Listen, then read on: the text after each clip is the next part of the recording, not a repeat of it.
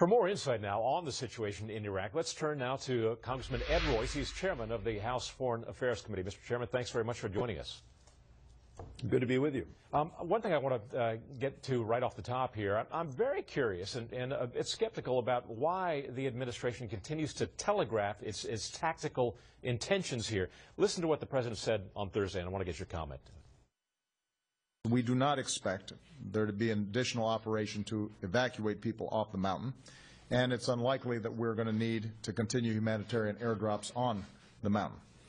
The majority of the military personnel who conducted the assessment will be leaving Iraq in the coming days. Why would you want to tell them you're going to be leaving in the coming days? You know, this is one of the concerns that I think many of us have. It's not just that what we telegraph, but what we imply we might do and then we don't do it, such as arming the Free Syrian Army with the wherewithal to fight ISIS, or more recently the Kurds. Now, I was inquiring yesterday, and the Kurdish foreign minister confirmed that they still had not received from this administration the heavy weaponry that they had requested, specifically anti-tank missiles. Specifically, they need armor, they need artillery, because at this point, you know, they can't turn back ISIS without that type of heavy equipment. And why the administration has not provided that yet is another question mark. Well, on that point, you had an opportunity. Let me ask you about that, because I know that the administration originally was supplying those weapons allegedly through the Iraqi government, and then there was some lack of confidence that the Iraqi government would provide those weapons to the Kurds, so the administration made a decision to provide the weapons directly to the Kurds. You're telling us that has not happened now? I'm telling you that as of yesterday, the foreign minister said he had not received these weapons. Now, I know the British, the French, and the Czechs are all going into high gear, those governments now, to try to get those types of weapons into the hands of the Kurdish forces. But this is 7 months too late. And frankly, you know, we had the opportunity with armed drones, for example, to provide air support, to hit ISIS from the air. That was not done as they moved across Syria, and town by town took Fallujah, took Mosul.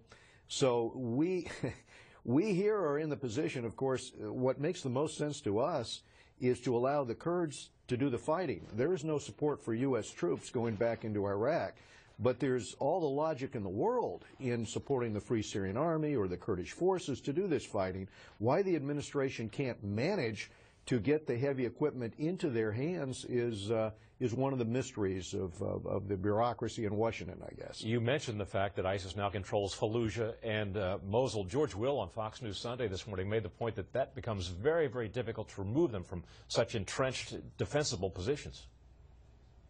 It does, and this is the great pity in decisions which were suggested to the administration, not just by our embassy in Baghdad, not just by the government in Iraq, certainly by myself. We've had hearings on this subject. Why were we not using those armed drones, which could have flown right over those columns of ISIS fighters as they were leaving Syria on the open desert and taken them out, or provided later the air support for the Kurds or Iraqi forces?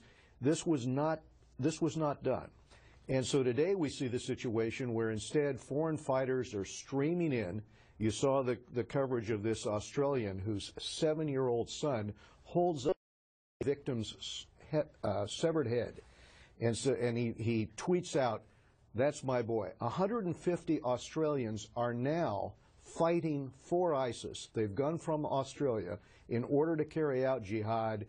And you have this messaging going out that they're coming back home in order to carry the war on after they seize this caliphate.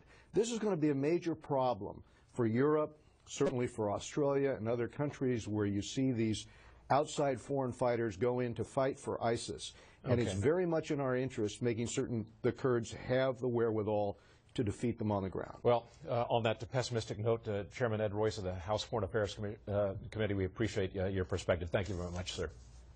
Thank you. All right.